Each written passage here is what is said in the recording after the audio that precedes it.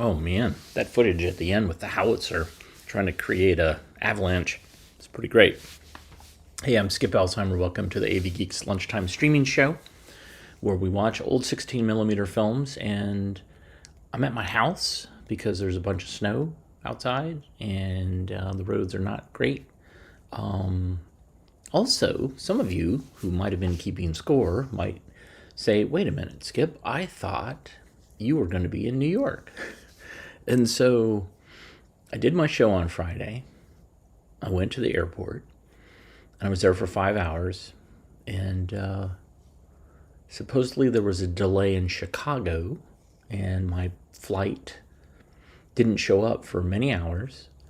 And then it just kind of sat there and they canceled the flight. So I was there from about 4 o'clock, a little before 4 o'clock until 9:30, and did not go. And then they rescheduled the flight for the next day, and all those flights were canceled eventually due to winter weather or American Airlines just being lame.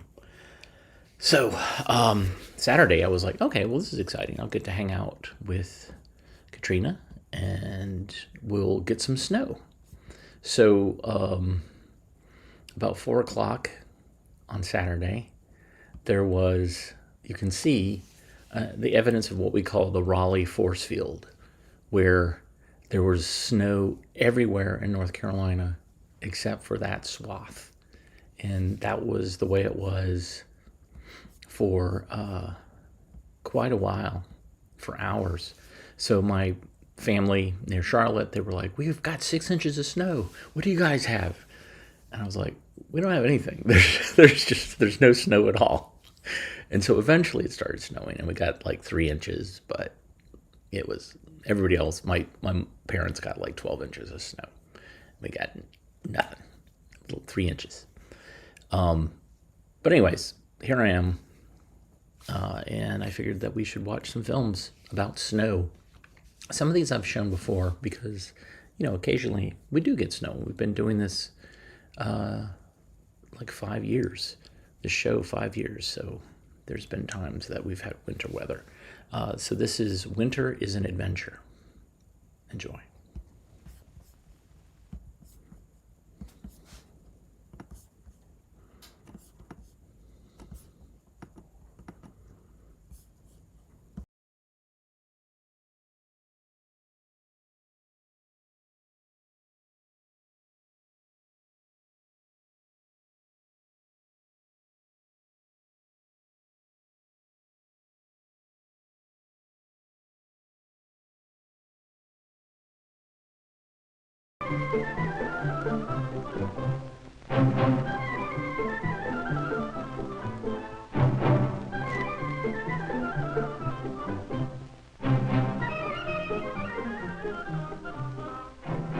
Do you know where we are? We're on a farm. It's Uncle George's farm. You know for sure it's a farm when you see the barns, don't you? And you know it's winter. You know that because you can see the trees bare against the sky.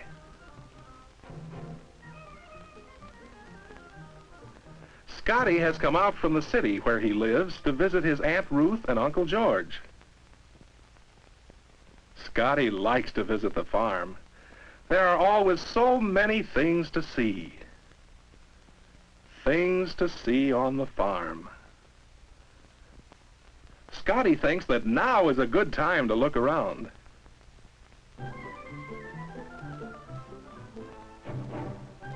Now, can you guess one thing Scotty's been hoping for? He's been hoping for snow. There are some clouds low in the sky. Does that mean it might snow? Scotty doesn't know, but he does know it's cold. He's bundled up warmly, though. That's one of the ways people get ready for winter, by wearing heavy clothes. Running is another way we keep ourselves warm when we're out of doors in the cold.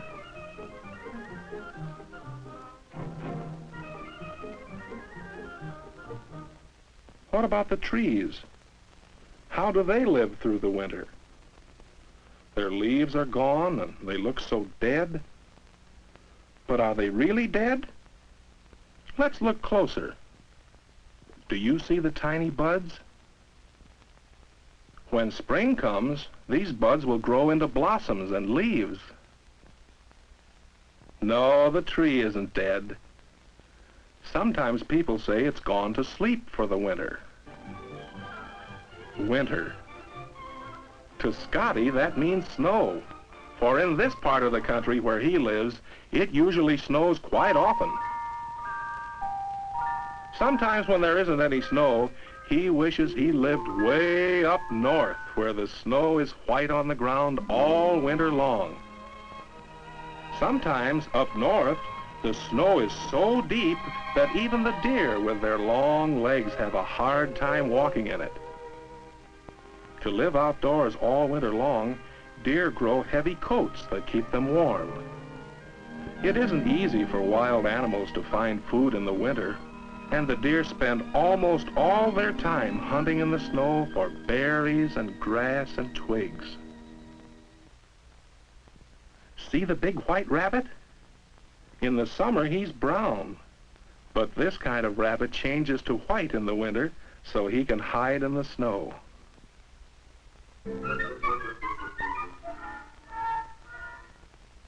But right here on the farm is where Scotty wants it to snow. The sun is low in the sky and it seems pale and weak. Maybe it will snow. Maybe. But there are other things to see on the farm, if you keep your eyes open.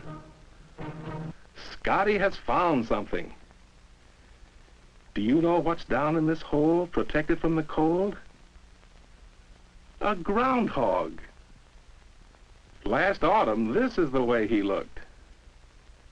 He was growing long, thick fur, just as the deer grew heavy coats, so he would be warm when winter came.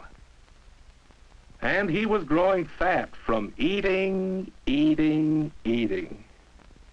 He was eating enough food to last all winter long, while he would be asleep in his hole. Many animals sleep through the winter.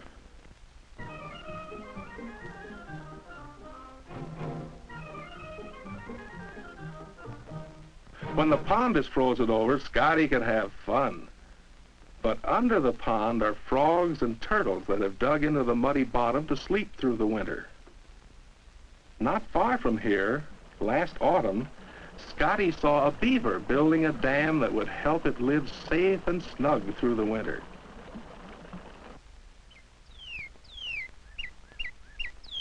What do other animals do for the winter? The cardinal doesn't seem to mind the cold, but many other birds fly south where it is warmer. What else can Scotty see? Is this a bird's nest? No, a squirrel built this nest to help him keep warm. Yes, there are many things that different animals do to help them live through the cold winter. Animals. Scotty almost forgot something. Can you guess where he is going? Now can you guess?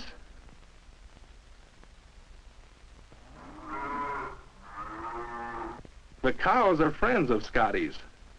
He sees them every time he visits the farm. He's even helped Uncle George milk them. And little Prince, the new calf. This is his first winter. What will he do when he sees his first snow? Scotty would like to see that. Lady and Ginger are good friends too. And what do they do to get ready for winter? They can't sleep all winter, and they certainly can't build nests or fly south. But they have grown long, thick hair, and most of the time they'll stay inside the barn. Well, it seems that all the animals are ready for winter. Could it be? It's snowing. The wind is blowing. The north wind doth blow, and we shall have snow. The snow keeps falling on into the night.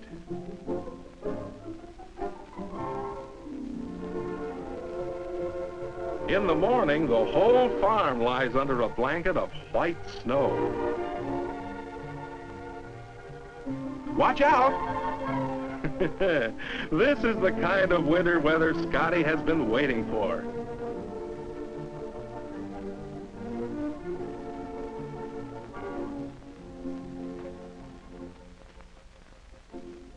Doesn't it look like a picture? Have you ever drawn a picture like this? Scotty can see many different pictures here in this winter wonderland where all the out of doors is frosted with snow.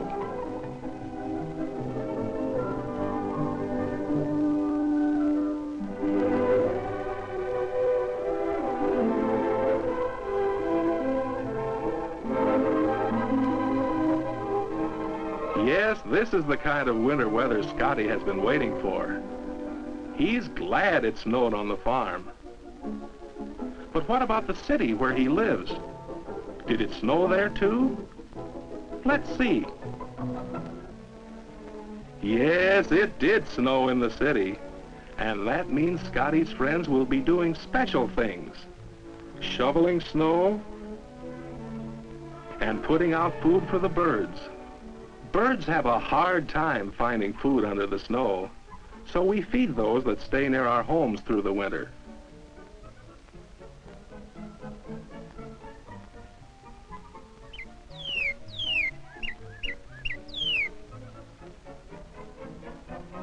And then we play.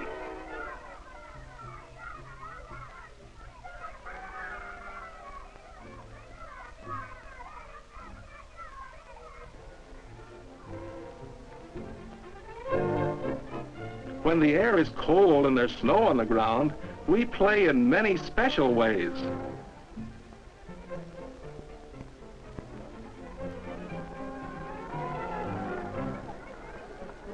Yes, snow and ice are made for fun, in the city and on the farm. Now Scotty is running to see something. Do you know what? It's Prince in his first snow.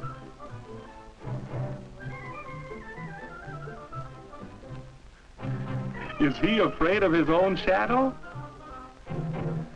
Scotty thinks it'll be fun to tell his friends in the city about Prince. And maybe write a story about a calf's first winter on a farm.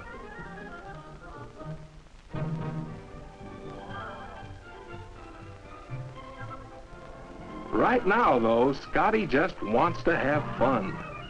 Fun in the snow. For Scotty, this is really winter. And winter is an adventure.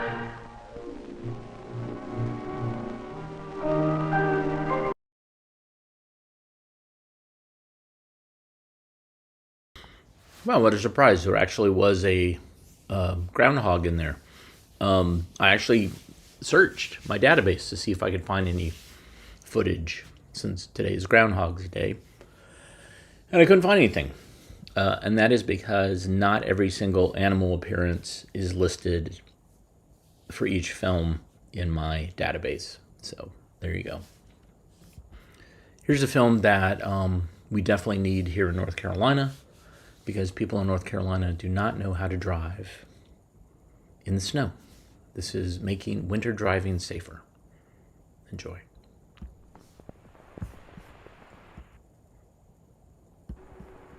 Shelley wrote, "O wind, if winter comes, can spring be far behind?" A wish perhaps that winter will not come this year, or if it does, that it will be mercifully short. But winter does come, every year without fail. For some, winter is a magic wonderland, full of quiet stillness, when the world rests from a busy summer. For others, it is a time to indulge in a myriad of outdoor fun, frolic, and sports. But for all of us, there are times when winter is aggravating, miserable, and downright treacherous. especially when driving. Armed with a few tips and a lot of caution, you can make winter driving safer.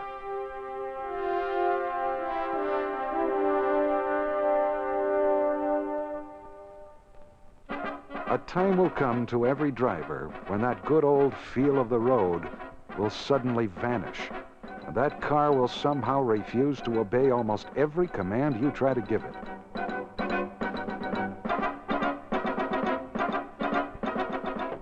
Whether you live in the northern climates where winter is a yearly part of your life, or take only an occasional ski trip to the mountains, the more prepared you are for winter, the safer you'll be. Preparing your car for winter is the first step toward safer winter driving. A breakdown of any part can not only spoil your trip, but possibly prove very hazardous. In car preparation, obviously your engine should be in excellent tune. If it ran roughly and was hard to start last summer, it will be impossible to start in winter. Summer oil will thicken, the cold will take away much of the battery's power, and the engine just won't turn over fast enough to start. So be certain you have winter-grade oil in your car, suitable for the temperatures you expect to be in. Better check the owner's manual on that one. Clean off the battery terminals to ensure a good contact. If the battery is more than 2 years old, you should get a voltage check to be certain it will have the power when you need it most. Check hoses, belts, and the all-important antifreeze. Here is what happens when your antifreeze is borderline. You hop in your car, warm it up for a couple of minutes, which thaws out the partially frozen fluid in the engine block, and then you take off. When the engine warms sufficiently to open the thermostat, the hot coolant goes through the upper hose to the radiator to cool off. But there, it is blocked. You've been driving at, say, 35 miles per hour for the past 3 miles, and cold air rushing through your radiator has frozen it solid. Result, the water in the engine boils, and the pressure blows coolant out the radiator overflow valve, or worse, bursts a radiator hose. Either way, you're in for a long delay in your trip, and possibly an expensive tow. Don't forget to fill that windshield washer with winter solvent. In fact, it's a good idea to carry an extra gallon on slushy days. Times like this are when you're going to need it most. For a period of about 4 seconds there, you were driving completely blind while you waited for your windshield wipers to clean off that mud and slush. Pretty scary, huh? Here's a tip that will keep your windshield clean during that critical 4 seconds. When you meet a mudslinger like this, start the washer going before you meet him. This will get the windshield wet so that by the time you are splashed, your wipers are already cleaning it off. If your wipers leave a smeared windshield, get rid of them. You need new ones. No winter preparedness would be complete without the extra equipment that should be carried in your car. Put warm clothing, footwear, gloves, and a blanket on the top of that list. Hopefully, you will never need them to save your life. But you have to repair or abandon your car only once on a cold, wintry day to realize not only how miserable it is, but how serious it can really be. An assortment of tools should be included. Also a flashlight, flares, a small shovel, and a quantity of sand, or, of all things, kitty litter. It's conveniently packed, lightweight, and works well for emergency traction. And don't forget a set of jumper cables. Speaking of jumper cables, many people have had sulfuric acid blown into their eyes while attempting to use these cables. Here is a safe way to do it. Number 1, make certain that the vehicle you're going to jump power from does not touch your car. Number 2, have the assisting driver shut off his engine to lessen the danger of the cables or clothing getting caught in moving parts. Number 3, fasten the positive red cable to the positive pole on one battery. Be extremely careful not to allow the other end to touch any part of either car until it has been fastened securely to the positive pole on the other battery. Number 4, fasten the black cable first to the negative pole on the assisting car. Number 5, Then fasten the other end to the engine block of the stalled car. Number 6, check to make sure that the cables are secure and away from fan belts or other moving parts. Then you may have the assisting driver start up his engine and run it at a fast idle. Good luck on your start. But whether or not your car will start, the cable that you must remove first is the black cable at the end fastened to the engine block of the stalled vehicle. Here's why. There will always be a spark on making or breaking this final connection. Therefore, it is important to make it away from the explosive hydrogen gas given off by the battery. We are fond of saying, and for a good reason, that when you are going to drive on snow or ice, decide that you must take it easy. Press gently on the accelerator. There is very little traction on snow or ice, and the faster you attempt to start, the more likely you are to spin your wheels. All this does is warm up the tires, turning the snow under them to ice. Gradually increase the speed. Control is the prime concern on slippery roads. Any maneuver you may make, stopping, turning, changing lanes, requires considerably more skill and caution. The posted speed limit is for ideal conditions. It is too fast for these roads. At 30 miles an hour, there is no way we can stop in time if one of those parked cars starts to pull out, or if we meet another car at an intersection. We need more time and space.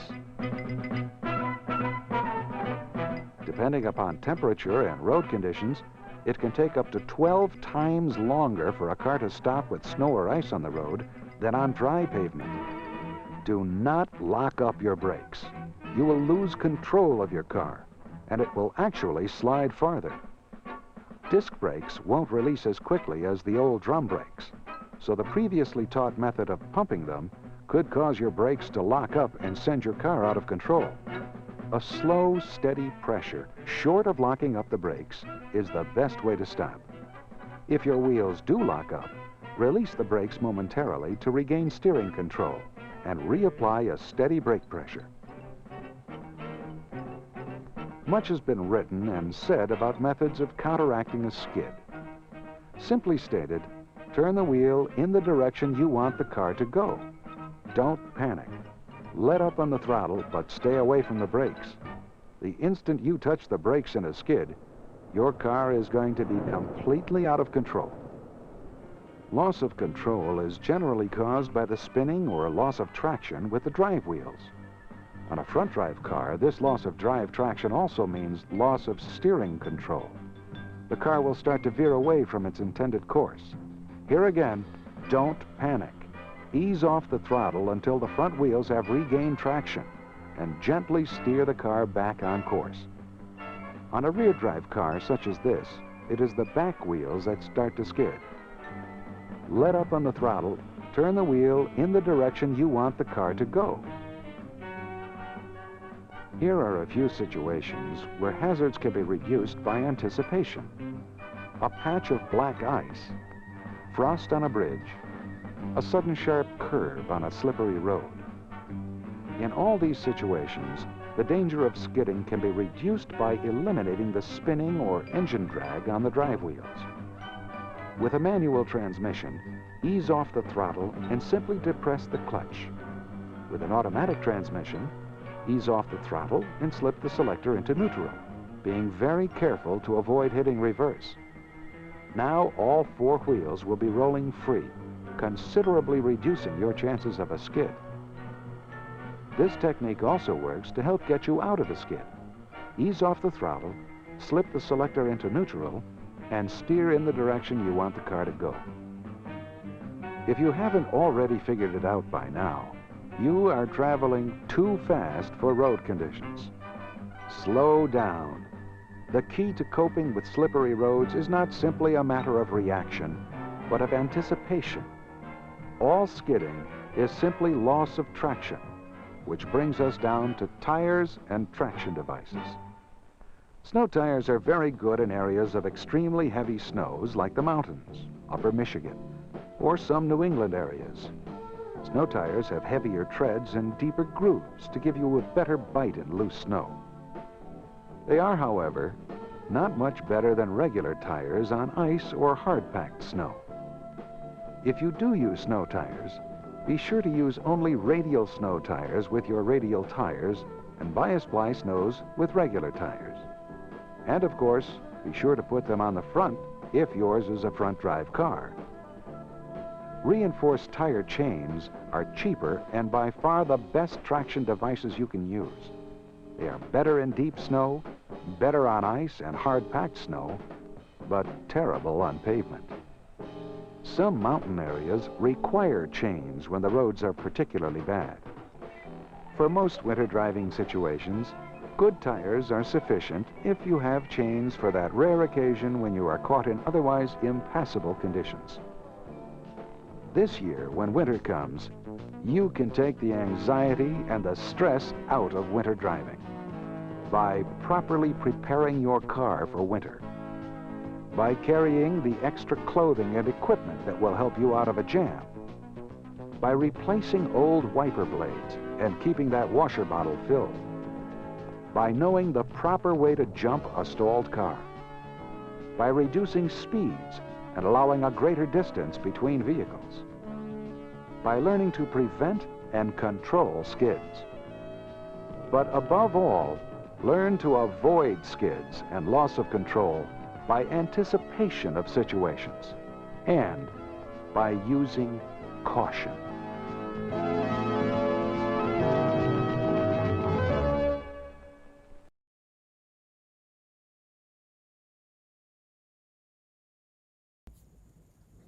Nope. So on Saturday night, there was a 100-car pileup near Kannapolis, North Carolina. Again, people going too fast and not being aware of their diminished slow time, the time that it takes, or brake time, because of slipperiness. Yeah, okay. So this next film is fascinating. I've shown this before. It's based on a short story, and it was shown, a lot of people say it was shown on Night Gallery, but there's a debate about whether that was true or not, but it's fascinating nonetheless. It's Silent Snow, Secret Snow. Enjoy.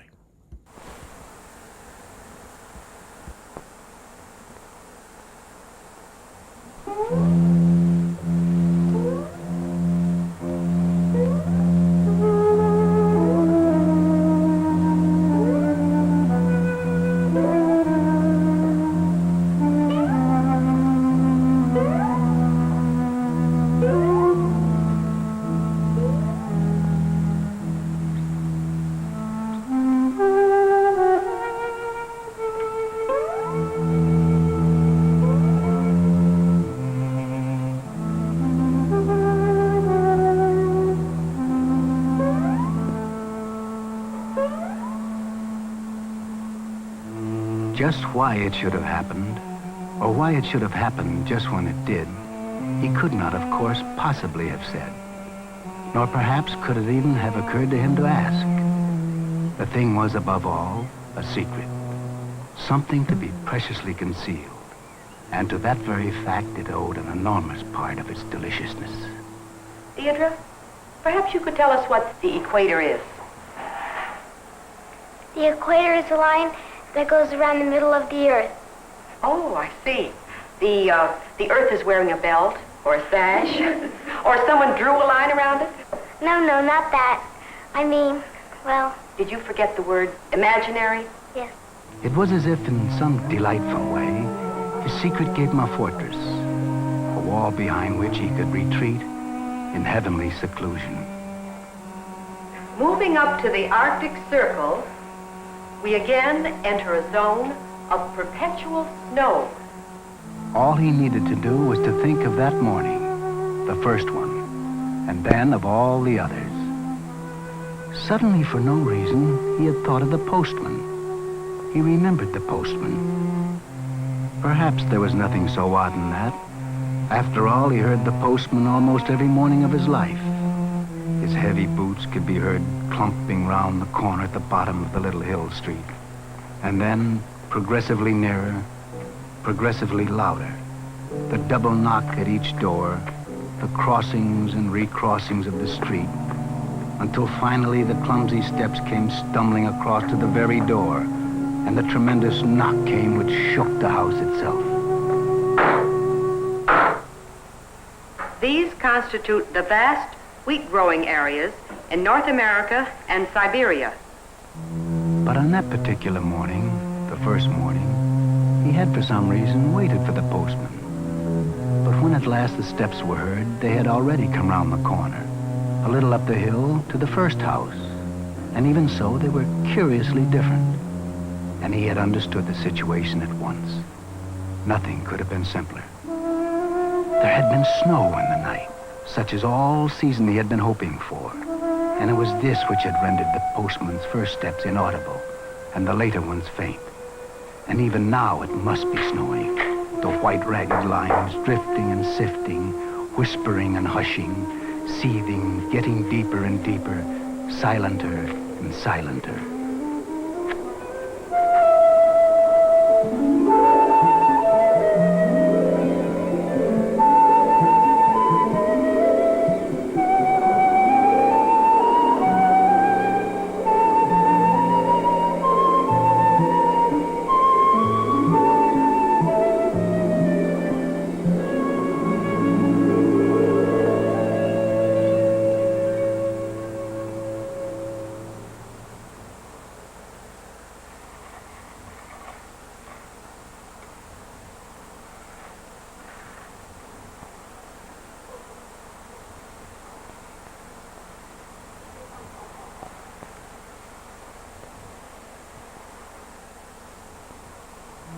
Queer the effect this extraordinary surprise had upon him. All the following morning he had kept with him a sense as of snow falling about him, a secret screen of new snow between himself and the world.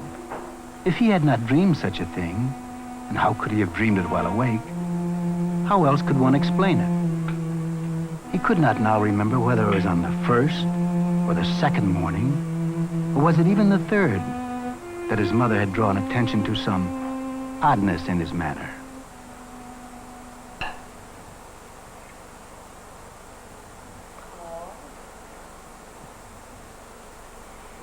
Paul, dear? Paul, you just don't seem to be listening. What the devil is it, Paul? Paul?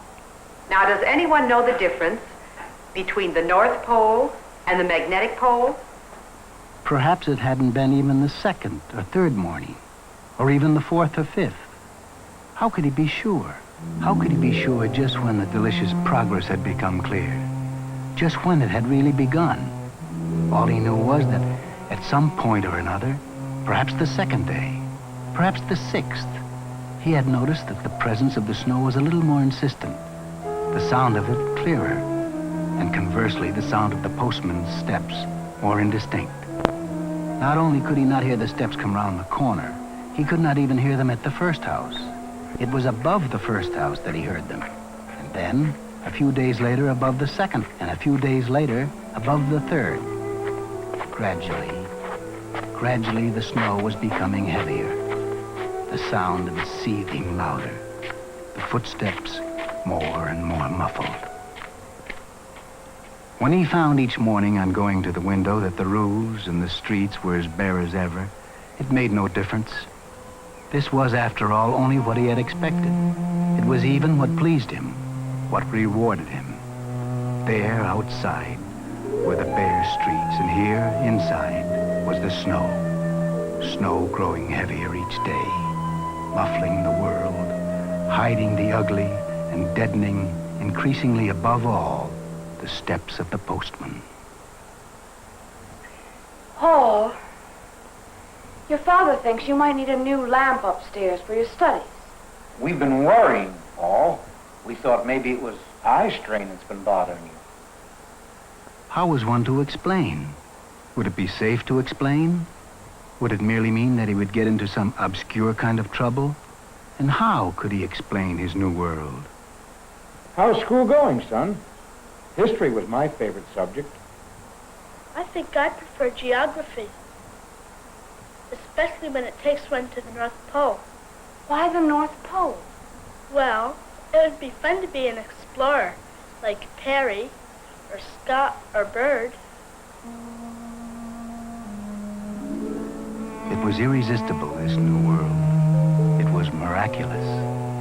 Its beauty was beyond anything, beyond speeches, beyond thought, utterly incommunicable.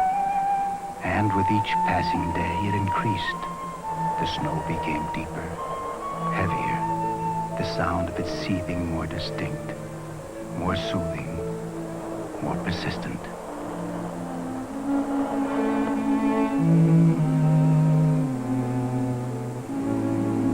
Perhaps we'll ask Paul. Paul? Paul? If this goes on, we'll have to see a doctor. We can't have a boy living in another world. So far away. There were times when he longed, positively ached to burst out with it, to tell everyone about it, only to be checked almost at once by a sense of mysterious power in his very secrecy. It must be kept secret. That more and more became clear, at whatever cost to himself, whatever pain to others. Perhaps you'll come out of your daydream long enough to be able to tell us, won't you, Paul? It is what we now call the Hudson River. And? He thought it was the Northwest Passage. He was disappointed. Thank you.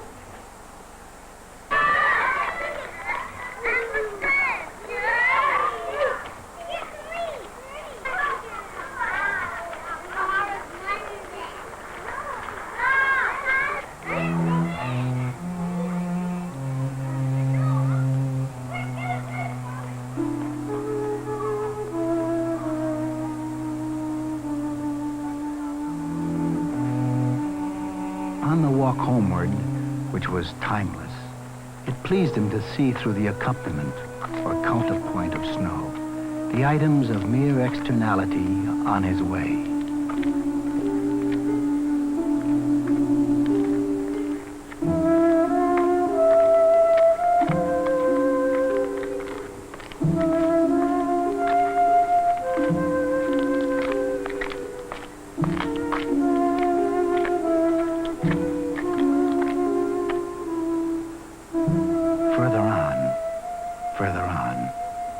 There was something else now further on, which was already assuming a sharper importance. He knew what he was going to look at next. It was his own house, his own little hill street, his silent, his secret snow.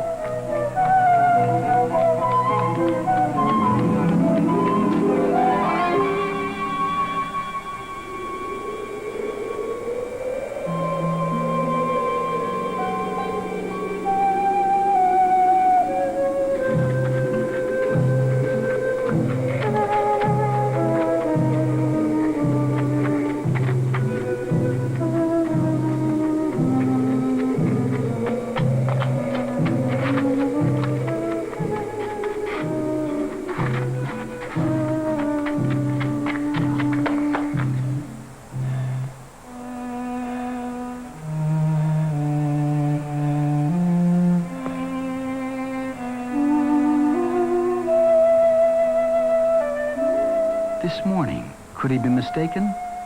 It was just above the 7th house, his own house, that the postman had first been audible. The knock he had heard must have been the knock on his own door. The realization gave him abruptly, and even a little frighteningly, a sense of hurry. He was being hurried. He was being rushed.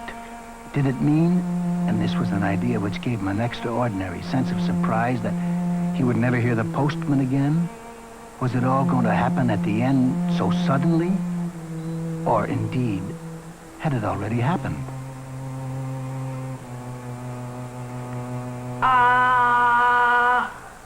After supper, the Inquisition began. And now take it slowly and hold it if you can.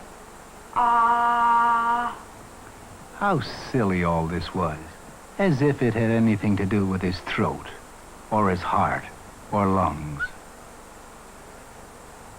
Now, Paul, I just want you to read this, as you naturally would.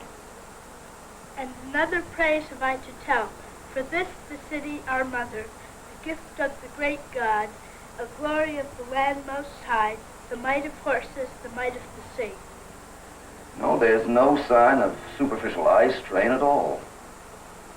We could have his eyes examined, but I believe it's something else. Even here, even among these hostile presences, the snow was waiting, out of sight, with an air that said, "Wait, Paul, just wait." Is there anything that worries you very much? Oh, no. I think not. Are you quite sure? You needn't answer at once, Paul. Remember, we're trying to help you.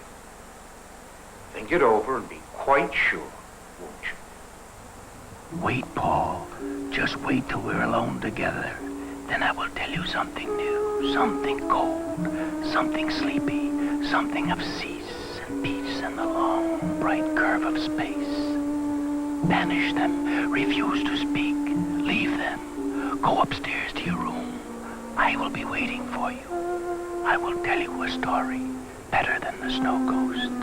I will surround your bed, close the windows, pile a deep drift against the door so that none will ever again be able to enter. Speak to them. I'm just thinking. Thinking? But my dear, about what? About what? Yes, Paul, about what? Anything. Paul, you're making this very painful for your mother. What are you thinking about?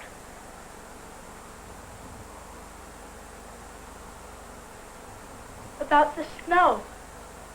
What on earth? My dear, what do you mean? Just snow, that's all. I like to think about it. Tell us about it, my boy. That's all there is. There's nothing to tell. You know what snow is. Hurry, Paul, hurry. These last few precious hours. Mother, can I go to bed now? Please, I have a headache. Please.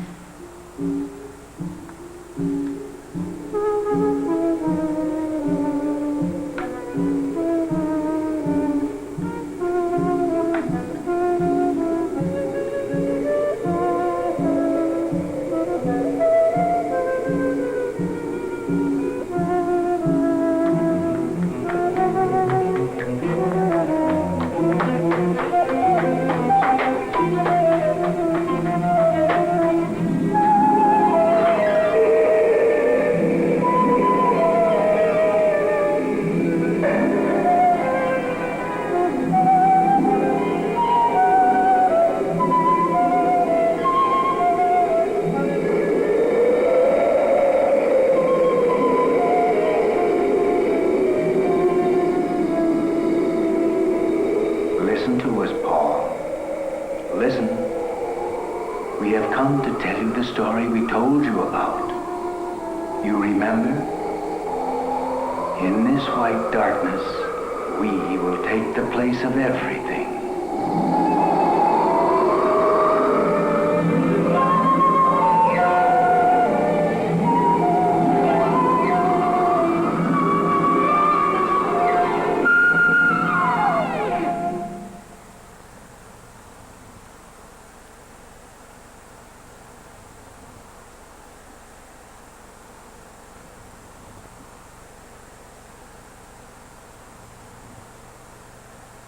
Paul. Paul. Paul. Go away. Paul. I hate you. And with that effort, the seamless hiss advanced once more. Listen, it said. We'll tell you the last, the most beautiful and secret story. A story that gets smaller and smaller, that comes inward instead of opening like a flower. It is a flower that becomes a seed, a little coal seed. Do you hear? We are leaning closer to you.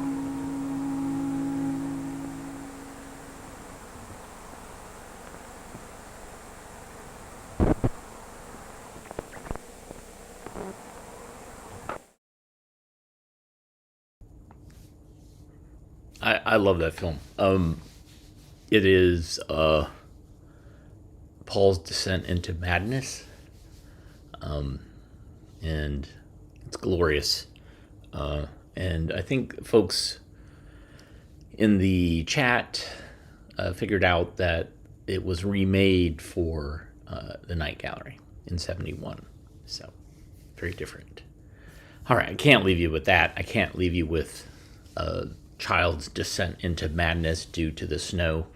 Let's imagine that Paul saw the snow outside and did this. Enjoy.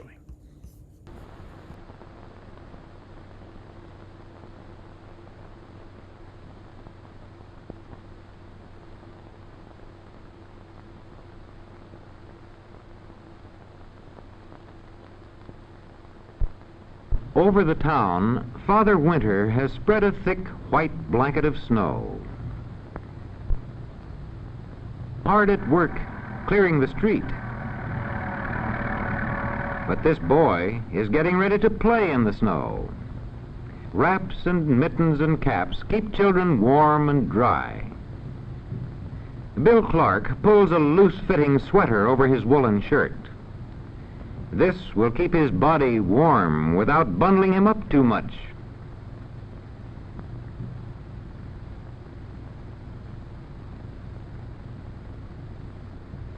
Bill's sister Nell and his brother Charlie put closely woven jackets over their sweaters. They don't intend to let Jack Frost catch them.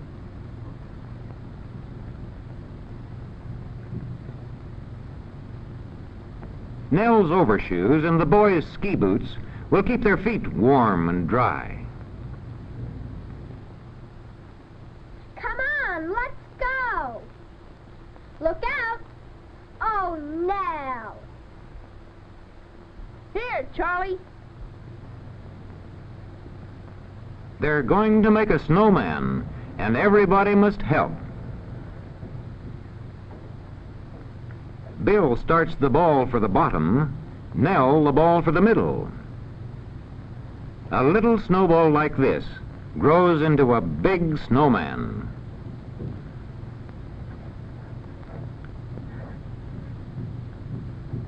The farther it rolls, the larger it grows.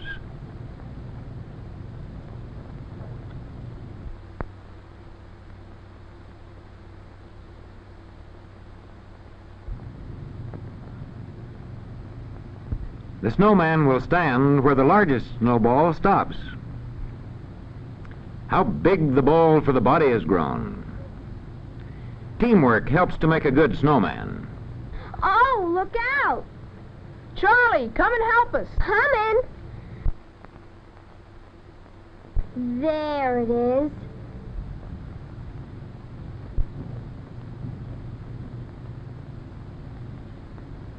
Now, the snowman needs a head, and Charlie has it. A head for the snowman. That's right, Bill. Make his neck strong so the head won't fall off. What are Charlie and Nell looking for? And what's Charlie going to do with that shiny tin can? Oh, look, Charlie. Bill's made his nose. Oh, what a nose. I've got his buttons. Here's his hat.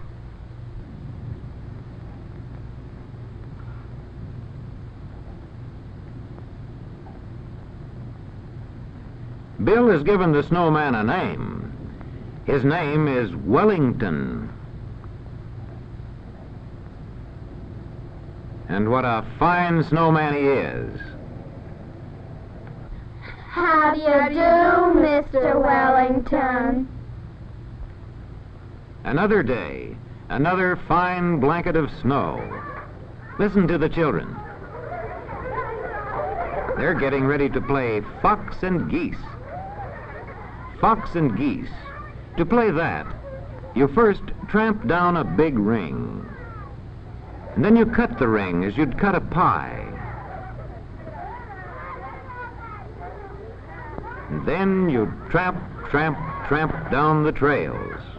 You cut the pie into 2 pieces less than the number of children playing.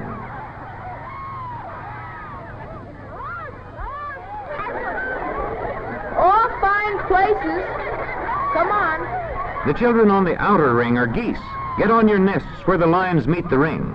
Now you are safe from the boy in the center. He is the fox, and he is it.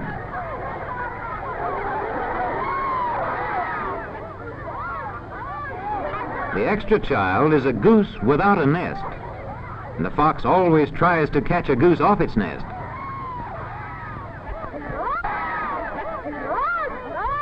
Look out, Shorty. You're it. The geese try to change places often. They can only run on the beaten trails. The fox tags Sally, and Sally's it. It's more fun if no one is the fox too long.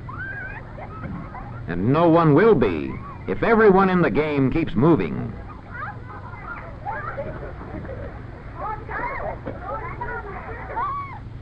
This is a good day for coasting, crisp and clear and cold. Come on. The hill has been marked with flags. You coast down one side and go back up on the other side of the flags.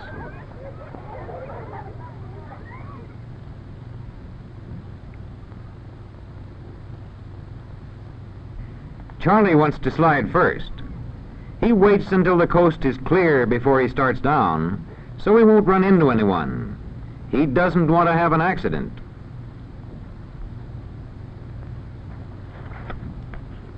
Now Bill's going down. And a girl. But where's Nell? What are you going to do with that dishpan, Nell?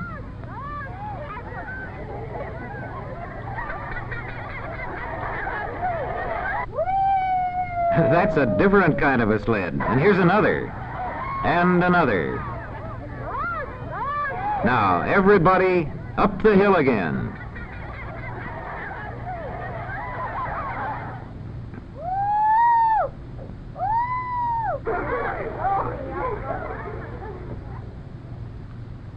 At the top of the hill, Charlie and Bill decide to coast together. They know the best way for 2 to ride. And now they're off. Down they slide. And so does Nell. And when Charlie and Bill and Nell begin to feel cold, they know it's time to start for home. Skiing today?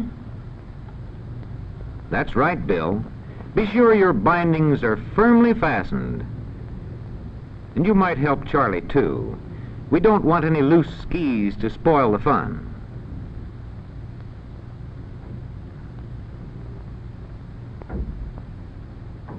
Now Charlie's ready, and so is Nell.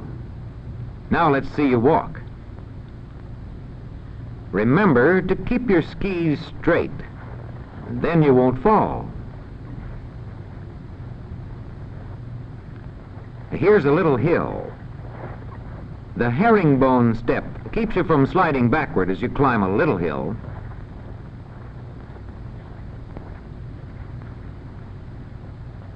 And now, down comes Bill. And down comes Nell.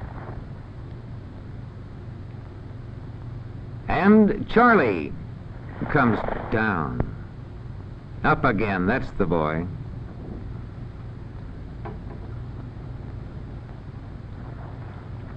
What's this? A steeper hill. Sidestepping is the best way to climb a steep hill on skis.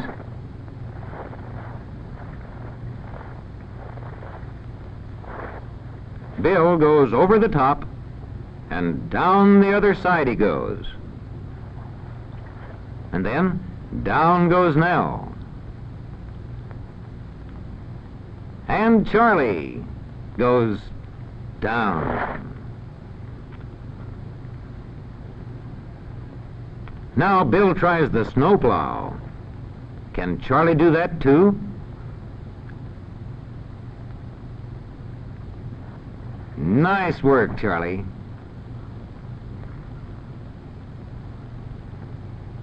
Let's go over to the school slide. Oh, look!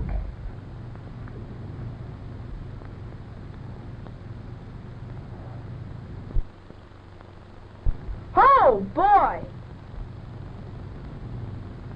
Ski jumping is great fun. Beginners make little jumps. With more practice, boys and girls learn to make long, graceful leaps, flying through the air like birds.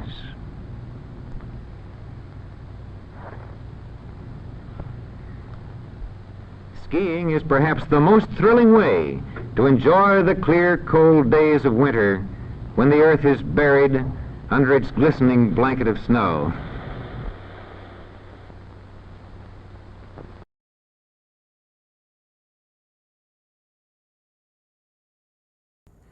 James Brill, that's the narrator of those early Encyclopedia Britannica and Irpy films.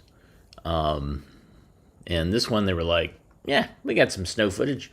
Let's do an educational film about how to play in the snow. And of course, this would be shown probably in the winter to kids, and then the teacher would have kids write about what they do when it snows and what are the, this is to encourage discussion and engagement. So, yeah. Thanks for joining us today. I'm sorry I'm not in New York, but I'm glad that I'm here with you. And we will be back tomorrow live, and we'll watch more stuff. Everybody take care. If you like what you saw, hit the thumbs up, hit the like button. You can donate via the super thanks button in YouTube's comments. You can also donate via patreon.com/avgeeks or ko-fi.com/avgeeks. Those are all great ways to support us, but just commenting and watching films is what we like. So we will see you tomorrow. Everybody take care.